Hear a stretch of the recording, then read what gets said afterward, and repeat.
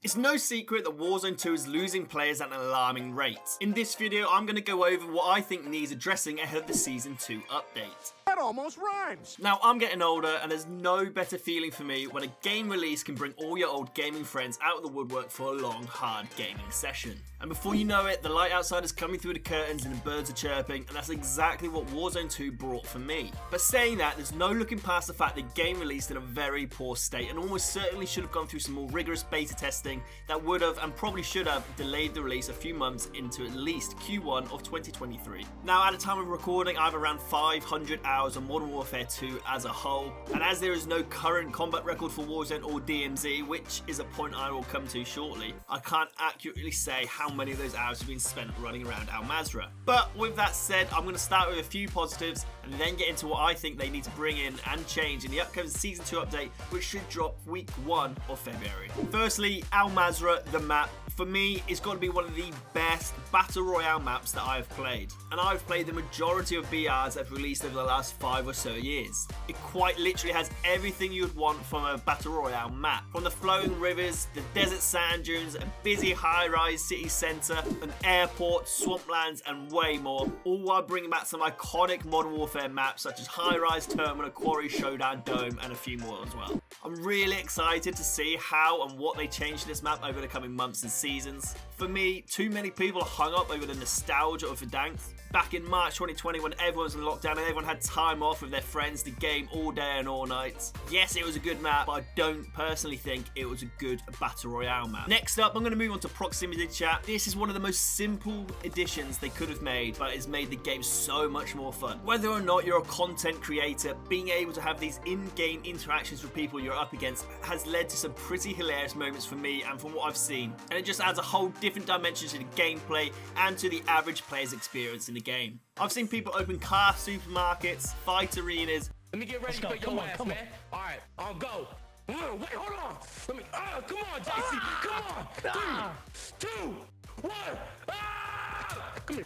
Yeah, mother. On the block. This is my block, cut. My block, cut. Oh, God damn it. And some downright wholesome interactions, as well as the usual betrayal you can come to expect from a PvP multiplayer game. Overall, as I said, proximity chat is one of the most simple things they could have added, but they've done it right, and it just works. And to be honest, for me, that's kind of where it ends on the good stuff. I'm far from one of those people who constantly is ranting on about having no skill gap, and to be honest with you, I really don't mind that they removed slide cancelling because quite frankly, it was getting a bit weird in the later stages of the older Warzone. People just starting to shake their screen and slide and jump and dance around like nobody's business, and quite frankly, it just wasn't a bit of me. But here's a short list of some of the problems I do have with the game, and I hope they fix it sooner rather than later. The super fast TTK is a problem. There were some cases back in Warzone 1 in the DMR zone era where it was pretty horrendous. But even if you're fully plated in Warzone 2, you'll go down to any gun in half a second or less, especially if you're up close against a Fennec or even at longer distances against the RPK meta, which quite frankly to me is ridiculous and gives players no room to outplay each other, which ties nicely to my next point. Let us run while plating. Now I'm pretty sure I've seen either on Twitter or another forum that the devs have stated that they will not be bringing back running while plating, which to me is just a massive shame. There was no reason to me for them to remove this mechanic at all. The game has already been slowed down enough, the TTK is already way too high, just let us run away, run around corners while being able to regain some armor, regain some composure, and get our positioning back. The fights will be drawn out longer, and the pacing of the game will just be that much better. And again, it ties in nicely to the next point about the pacing of Warzone as a whole, which is a little bit tricky for me because I was never a huge Resurgence or Rebirth player, and I can't lie, some of the most fun I've had playing this game has been chilling with my mates, casually strolling around through the map at a slow pace until you reach the end game where things ramp up massively. But the majority of the time it is just still too slow. And I think a couple of factors that would help this is to increase the player numbers on the map to at least 200 and up the number of UAVs available to buy from buy stations to at least 3 as a minimum. This would just make that mid-game in particular that feels so slow at the moment, so much faster pace, and then maybe it wouldn't all come down to that final zone where it's just hectic as hell. And personally, I feel if you up the number of UAVs, it would eliminate the number of house campers, corner campers, whatever you want to call them, in the game as a whole. And while yes, they have made some big changes to the loadouts and the strongholds that have affected the pacing of the game for good, they still can do a lot more. Speaking of strongholds, strongholds. While they have drastically reduced the amount of bots at strongholds, depending on the size of your squad, they still have aimbot and still hit stupidly hard. I don't want to have to fear for my life fighting bots and rinsing my armor plates just to get my loadout. Perhaps if they insist on having AI in the game, take a leaf out of Apex Legends book and make them virtually blind and pointless while still dropping you good loot. And despite multiple tweets recently to say they fixed dev errors and crashes, and while yes they have still reduced, I still can't go through a 3 or 4 hour gaming session or stream without multiple crashes and bugs. Yes, that's right, I will be streaming here on YouTube very soon, so make sure you subscribe so you never miss out on one.